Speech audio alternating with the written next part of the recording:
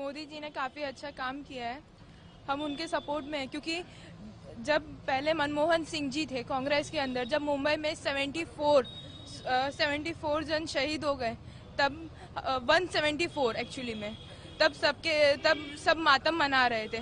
और अब जब 42 लोग 50 से 42 लोग जब अब शहीद हुए आर्मी के, तब हमारी जो मोदी सरकार है उन्होंने उनको 300 से 400 लोगों का ખાતમા કિયા હે। હજુ પણ સરહદ ઉપર જે છે લડાઈ જારી છે। આરપારની લડાઈને તમે માનો છો કે પાકિસ્તાનને હવે એની જ ભાષામાં જવાબ આપવાની જરૂર છે અને જે ભારતીય સેના કરી રહી છે યોગ્ય છે?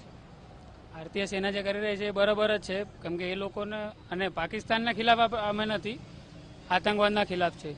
પાકિસ્તાન તરફથી એવું બયાન આવી રહ્યું છે કે હવે તેઓ શાંતિ ઈચ્છી રહ્યા છે, યુદ્ધ એ કોઈ આખરી વિકલ્પ નથી। લાગે છે કે પાકિસ્તાન પર હજી એકવાર વિશ્વાસ કરવા જેવો છે? ના, જરા બી નહીં। પાકિસ્તાન સુધરે એવું છે જ નહીં। એની જોડે હાથ મળવાની જરૂર જ નથી। એક બે માણસને હાથ મળાવી આપે, થોડોક ટાઈમ વેઇટ કરીએ, કંઈ થતું જ નથી, એને કાપી જ નાખવામાં આવે। પહેલા પણ પાકિસ્તાનને શાંતિથી સમજાવવાનો પ્રયત્ન કર્યો હતો કે આતંકવાદનો ખાત્મો તેઓ જાતે કરે, પરંતુ ભારતની આ ચેતવણીને તેઓ સિરિયસલી નથી લીધી અને હવે ભારતીય સેના જ્યારે કાર્યવાહી કરી રહી છે, શું કહેવા માંગશે?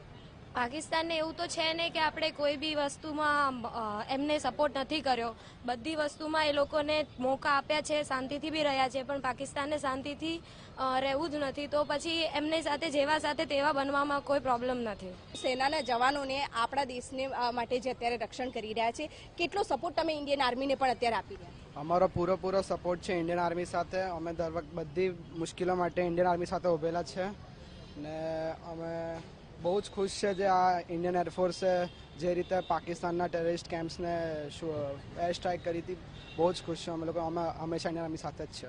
શું લાગે છે ભારતીય સેનાની જે આ લડાઈ ચાલી રહી છે સરહદ ઉપર, કેવી રીતે હજી પણ આગળ વધવાની જરૂર છે કે હવે શાંતિથી વાત કરવાની જરૂર લાગે છે તમને? ના, બિલકુલ પણ નહીં, કેમ કે પાકિસ્તાને દર વખતે હુમલા પર હુમલા જ કર્યા છે અને આતંકવાદને ખતમ કરવા માટે હવે પાકિસ્તાન સામે ખૂબ જ કડક એક્શન લેવાની